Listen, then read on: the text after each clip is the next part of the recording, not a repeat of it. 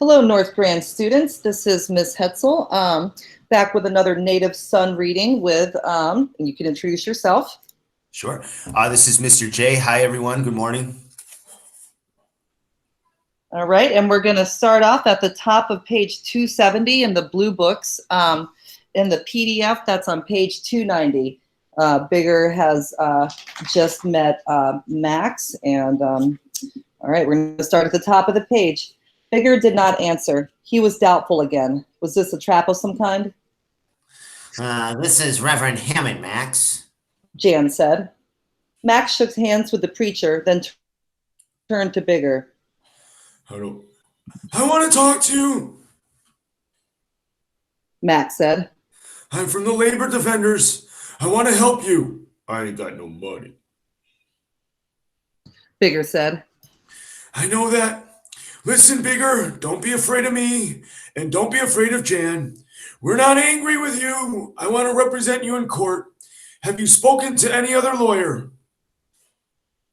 Bigger looked at Jan and Max again. They seemed all right, but how on earth could they help him?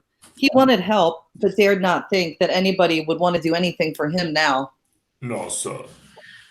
He whispered. How have they been treating you? Did they beat you? I've been sick. Bigger said, knowing that he had to explain why he had not spoken or eaten in 3 days. Are you willing to let us handle your case? Oh, sorry. I lost my place. I was trying to close the door. Here, where are we? Yeah. You wanna start over? No, I'll go with. Are you willing to help us? Let us handle your case. Okay. Yeah. Are you willing to let us handle your case? I ain't got no money. Forget about that. Listen, they're taking you back to the inquest this afternoon, but you don't have to answer any questions, you see. Just sit and say nothing. I'll be there and you won't have to be scared. After the inquest, they'll take you to the Cook County Jail, and I'll be over there to talk with you. Yes, sir. Here, take these cigarettes. Thank you, sir. The door swung in, and a tall, big-faced man with gray eyes came forward hurriedly. Max and Jan and the preacher stood to one side. Bigger stared at the man's face. It teased him. Then he remembered. It was Buckley, the man whose face he had seen the workmen pasting upon a billboard a few mornings ago. Bigger listened to the men talk, feeling in the tones of their voices a deep hostility toward one another. So you're horning in again, huh, Max? This boy's my client, and he's signing no confessions. Max said. What the hell do I want with his confession? Buckley asked. We got enough evidence on him to put him in a dozen electric chairs. I'll see that his rights are protected. Max said. Hell, man, you can't do him any good. Max turned to Bigger. Don't let these people scare you, Bigger. Bigger heard but did not answer. What in the hell you Reds can get out of bothering with a black thing like God only knows? Buckley said, rubbing his hands across his eyes. You're afraid that you won't be able to kill this boy before the April elections if we handle this case, aren't you, Buckley? Oh, sorry. Jan asked. Yeah. Buckley whirled. Why in God's name can't you pick out somebody decent to defend sometimes? Somebody who appreciate it. Why do you Reds take up with scum like this? You and your tactics have forced us to defend this boy. Max said. What do you mean? Buckley asked. If you hadn't dragged the name of the Communist Party into this murder, I'd not be here. Max said. Hell, this boy signed the name of the Communist Party on to the kidnap note. I realize that. Max said. The boy got the idea from the newspapers. I'm defending this boy because I'm convinced that men like you made him what he is. His trying to blame the communists for his crimes was a natural reaction for him. He had heard men like you lie about the communists so much that he believed them. If I can make the people of this country understand why this boy acted like he did, I'll be doing more than defending him. Buckley laughed, bit off the tip of a fresh cigar, lit it, and stood puffing. He advanced to the center of the room, cocked his head to one side, took the cigar out of his mouth, and squinted at Bigger. Boy, Did you ever think you'd be as important a man as you are right now? Bigger had been on the verge of accepting the friendship of Jan and Max, and now this man stood before him. What did the puny friendship of Jan and Max mean in the face of a million men like Buckley? I'm a state's attorney. Buckley said, walking from one end of the room to the other. His hat was on the back of his head. A white silk handkerchief peeped from the breast pocket of his black coat. He paused by the cot, towering over Bigger. How soon were they going to kill him, Bigger wondered. The breath of warm hope which Jan and Max had blown so softly upon him turned to frost under Buckley's cold gaze. Boy, I'd like to give you a piece of good advice. I'm going to be honest with you and tell you that you don't have to talk to me unless you want to. And I'll tell you that whatever you say to me might be used against you in court, you see. But boy, your call. That's the first thing you want to understand. We know what you've done. We got the evidence. So you might as well talk. He'll decide that with me, Max said. Buckley and Max faced each other. Listen, Max, you're wasting your time. You're going to get this boy off in a million years. Nobody can commit a crime against a family like the Daltons and sneak out of it. Those poor old parents are going to be in that courtroom to see that this boy burns. This boy killed the only thing they had. If you wants to save your face, you and your buddy here can leave now. The papers won't know you were in here. I reserve the right to determine whether I should defend him or not, Max said. Sorry. Listen, Max, you think I'm trying to hoodwink you, don't you? Buckley asked, turning and going to the door. Let me show you something. A policeman opened the door, and Buckley said, Tell him to come in. Okay. The room was silent. Bigger sat on the cot, looking at the floor. He hated this. If anything could be done in his behalf, he himself wanted to do it, not others. The more he saw others exerting themselves, the emptier he felt. He saw the policeman fling the door wide open.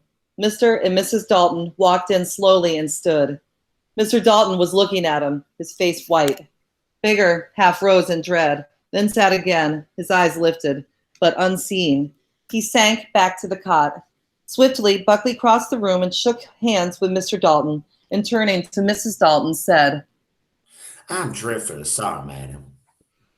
Bigger saw Mr. Dalton look at him, then at Buckley. Did he say who is in this thing with him? Mr. Dalton asked. He just come out of it. Buckley said. And he's got a lawyer now. I have charge of his defense, Max said. Bigger saw Mr. Dalton look briefly at Jan. Bigger, you're a foolish boy if you don't tell who is in this thing with you, Mr. Dalton said. Bigger tightened and did not answer. Max walked over to Bigger and placed a hand on his shoulder.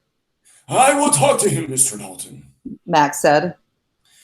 I'm not here to bully this boy, Mr. Dalton said. but it will go easier with him if he tells all he knows. There was silence. The preacher came forward slowly, hat in hand, and stood in front of Mr. Dalton. I'm a preacher of the gospel, sir, He said. and I'm a mighty sorry about what happened to your daughter. I knows of your good work, sir, and the likes of this shouldn't come to you. Mr. Dalton sighed and said wearily, Thank you. The best thing you could do is help us. Buckley said, turning to Max. A grave wrong has been done to two people who know more than anybody I know. I sympathize with you, Mr. Dalton, Max said. but killing this boy isn't going to help you or any of us. I tried to help him. Mr. Dalton said. We wanted to send him to school. Said Mrs. Dalton faintly. I know, Max said. but those things don't touch the fundamental problem involved here. This boy comes from an oppressed people. Even if he's done wrong, we must take that into consideration. I want you to know that my heart is not bitter. Mr. Dalton said. What this boy has done will not influence my relations with the Negro people. Why, only today I sent a dozen ping pong tables to the Southside Boys Club. Mr. Dalton! Max exclaimed, coming forward suddenly. My God, man, will ping pong keep men from murdering? Can't you see? Even after losing your daughter, you're going to keep going in the same direction.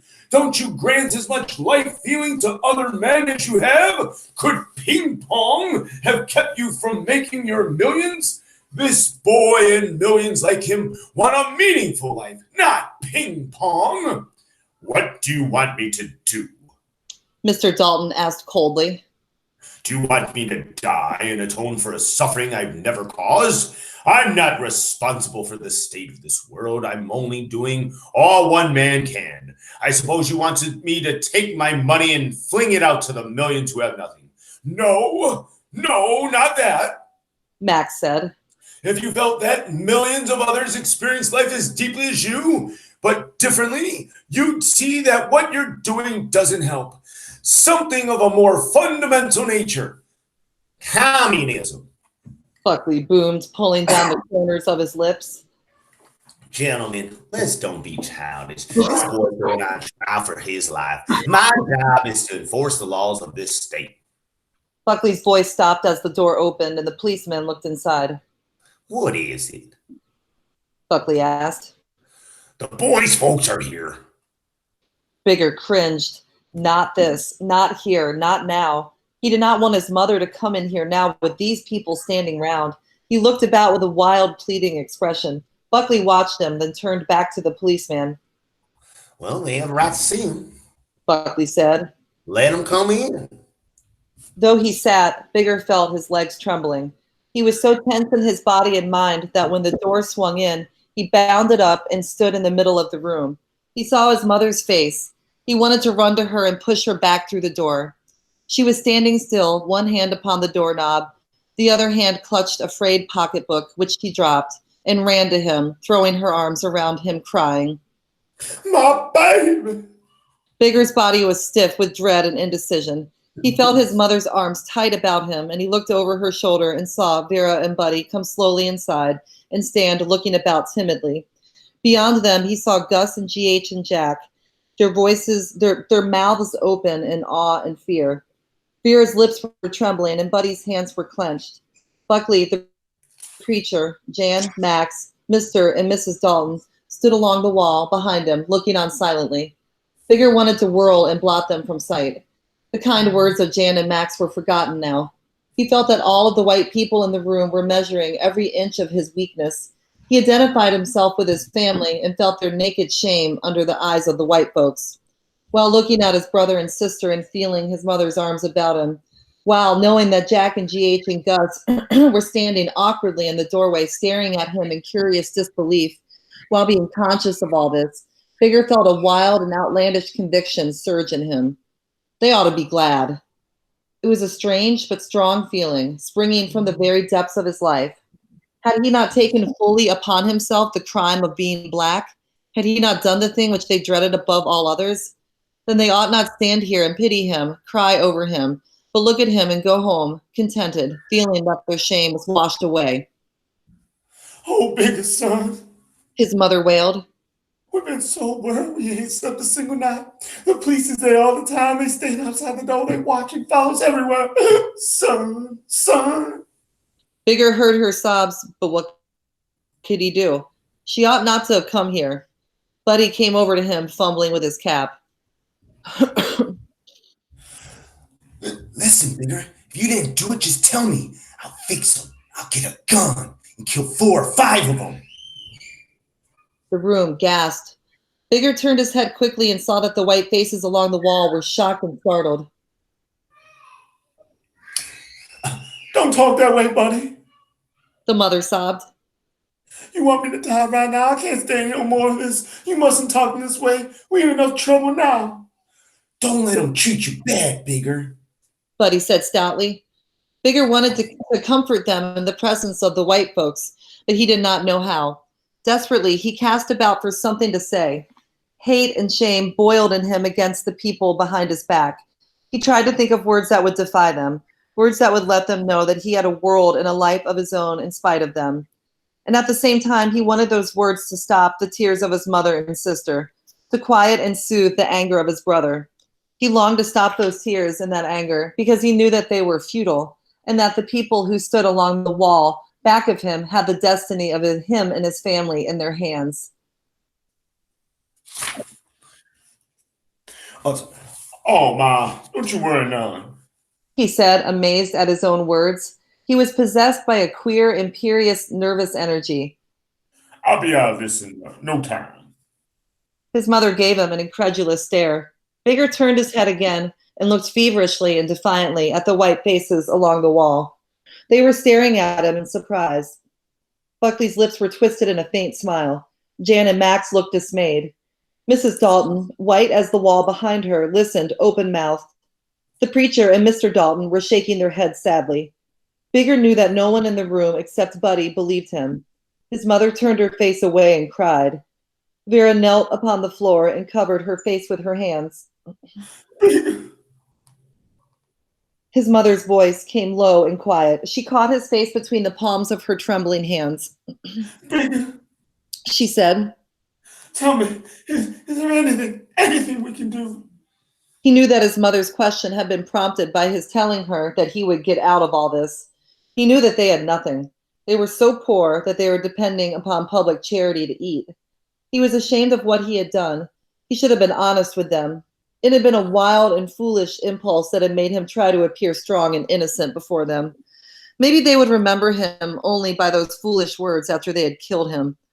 His mother's eyes were sad, skeptical, but kind, patient, waiting for his answer. Yes, he had to wipe out that lie, not only so that they might know the truth, but to redeem himself in the eyes of those white faces behind his back along the white wall. He was lost, but he would not cringe. He would not lie, not in the presence of that white mountain looming behind him. There ain't nothing, Ma, but I'm all right. He mumbled. There was silence. Buddy lowered his eyes. Vera sobbed louder. She seemed so little and helpless. She should not have come here. Her sorrow accused him. If he could only make her go home. It was precisely to keep from feeling this hate and shame and despair that he had always acted hard and tough toward them. And now he was without defense. His eyes roved the room, seeing Gus and GH and Jack. They saw him looking at them and came forward. Oh, sorry. I'm sorry, Bigger. Jack said, his eyes on the floor. They picked us up too. GH said, as though trying to comfort Bigger with the fact. But Mr. Lone and Miss Max got us out. They're trying to make us go tell all about the things we didn't do, but we wouldn't tell. Anything we can do, Bigger? Gus asked. I'm all right. Bigger said. Say, when you go, take my home, will you? Sure. They said. Again, there was silence, and Bigger's taut nerves ached to fill it up. How you like them sewing classes at the Y, Vera? He asked. Vera tightened her hands over her face. Bigger, His mother sobbed, trying to talk through her tears. Bigger, honey, she won't go to school no more. She says the other girls look at her and make her feel shame. He had lived and acted on the assumption that he was alone, and now he saw that he had not been. What he had done made others suffer. No matter how much he would long for them to forget him, they would not be able to. His family was a part of him, not only in blood, but in spirit. He sat on the cot and his mother knelt at his feet. His face was lifted to his. Her eyes were empty, eyes that looked upward when the last hope of earth had failed. I'll pray for you, son. That's all I can do now. Excuse me, she said. The Lord knows I did all I could for you and your sister and brother. I scrubbed and washed and ironed from morning till night, day in and day out, as long as I had strength in my old body. I did all I know how, son. And if I left anything undone, it's just because I didn't know. It's just because your poor old ma couldn't see, son. When I heard the news of what happened, I got on my knees and I turned my eyes to God and I asked him if I had raised you wrong. I asked him to let me bear your burden if I did wrong by you. Honey, your poor old ma can't do nothing now. I'm old and this is too much for me. I'm at the end of my rope. Listen, son, your poor old ma wants you to promise her one thing. Honey, when ain't nobody around you, when you alone, get on your knees and tell God everything. Have God, ask him to guide you. That's all you can do now. Son, promise me you'll go to him. Amen. The preacher intoned fervently. Forgive me, Mom. Bigger said. Son, I can't forget you. You my boy. I brought you into this world. Forgive me, Mom. Son, I'm worried about you. I can't help it. You got your soul to save. I won't be able to rest easy as long as I'm not on the earth. If I thought you had gone away from us without asking God for help, Bigger, we had a hard time in this world. But through it all, we've been together, ain't we? Yes, sir. He whispered. So there's a place where we can be together again in the great by and by. God's done fixed it so we can. He's fixed a meeting place for us, a place where we can live without fear. No matter what happens to us here, we can be together in God's heaven. Bigger, your old moms are begging you to promise you heard your pray. She's telling you the truth, brother. She's telling you right, son. The preacher said. Forgive me, Mom. Bigger said. Don't you want to see your old ma again, son? Slowly, he stood up and lifted his hands and tried to touch his mother's face and tell her yes. And as he did so, something screamed deep down in him that it was a lie, that seeing her after they killed him would never be. But his mother believed it was her last hope. It was what had kept her going through the long years, and she was now believing it all the harder because of the trouble he had brought upon her. His hands finally touched her face, and he said with a sigh, knowing that it would never be, knowing that his heart did not believe, knowing that when he died, it would be over forever. I'll pray, Mom. Vera ran to him and embraced him. Buddy looked grateful. His mother was so happy that all she could do was cry. Jack and GH and Gus smiled. Then his mother stood up and encircled him with her arms. Come here, Vera. She whimpered. Vera came. Come here, buddy. Buddy came. Now put your arms around your brother. She said. They stood in the middle of the floor crying with their arms locked about Bigger. Bigger held his face stiff, hating them and himself, feeling the white people along the wall watching. His mother mumbled a prayer to which the preacher chanted. Lord, here we is, maybe for the last time. You gave me these children, Lord, and told me to raise them. If I failed, Lord, I did the best I could. Amen. These poor children's been with me a long time. These all I got. Lord, please let me see them again after the sorrow and suffering of this world. Here, Lord. Lord, please let me see them where I can love them in peace. Let me see them again beyond the grave. Have mercy, Jesus. You said you heed prayer, Lord, and I'm asking this in the name of your son. Amen. And God bless you, Sister Thomas. The preacher said. They took their arms from round Bigger silently, slowly. They then turned their faces away, as though their weakness made them ashamed in the presence of powers greater than themselves. We're leaving you now with God, Bigger. His mother said. Be sure and pray, son. They kissed him. Buckley came forward. You'll have to go now, Mrs. Thomas. He said. He turned to Mr. and Mrs. Dalton. I'm sorry, Mrs. Dalton. I didn't mean to keep you standing here so long, but you see how things are. Bigger saw his mother straighten suddenly and stare at the blind white woman. Did you, Mrs. Dalton? She asked. Mrs. Dalton moved nervously, lifted her thin, white hands, and tilted her head. Her mouth came open, and Mr. Dalton placed an arm about her. Yes? Mrs. Dalton whispered. Oh, Mrs. Dalton, come right this way. Buckley said hurriedly. No, please. Mrs. Dalton said. What is it, Mrs. Thomas? Bigger's mother ran and knelt on the floor at Mrs. Dalton's feet. Please, ma'am. She wailed. Please don't let him kill my boy. You know how a mother feels. Please, ma'am. We live in your house. They done asked us to move. We ain't got nothing. Bigger was paralyzed with shame. He felt violated. Ma! He shouted, more in shame than anger. Max and Jan ran to the black woman and tried to lift her up. That's all right, Mrs. Thomas. Max said. Come with me. Wait. Mrs. Dalton said. Please, ma'am. Don't let him kill my boy. He ain't never had a chance. He's just a poor boy. Don't let him kill him. I'll work for you for the rest of my life. I'll do anything you say, ma'am. The mother sobbed. Mrs. Dalton stooped slowly, her hands trembling in the air. She touched the mother's head. There's nothing I could do now. Mrs. Dalton said calmly. It's out of my hands. I did all I could when I wanted to give your boy a chance at life. You are not to blame for this. You must be brave. Maybe it's better if you speak to him to listen, you man. The mother sobbed.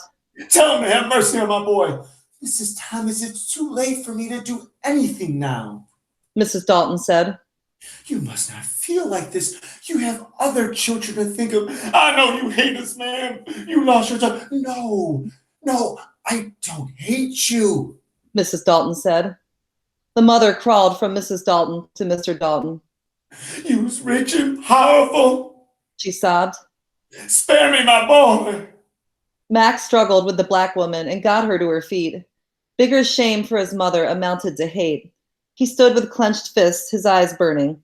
He felt that in another moment he would have leaped at her. That's all right, Mrs. Thomas, Max said. Mr. Dalton came forward. Mrs. Thomas, there's nothing we can do. He said. This thing is out of our hands. Until a certain point, we can help you, but beyond that, people must protect themselves. But you won't have to move. I'll tell them not to make you move. The black woman sobbed. Finally, she quieted enough to speak. Thank you, sir. God knows I thank you. She turned again toward Bigger, but Max led her from the room. Jan caught hold of Vera's arm and led her forward, then stopped in the driveway, looking at Jack and GH and Gus. You boys going to the south side? Yes, sir. Come on, I got a car downstairs. I'll take you. Yes, sir. Buddy lingered, looking wistfully at Bigger. Goodbye, Bigger. He said. Goodbye, buddy. Bigger mumbled. The preacher passed Bigger and pressed his arm. God bless you, son.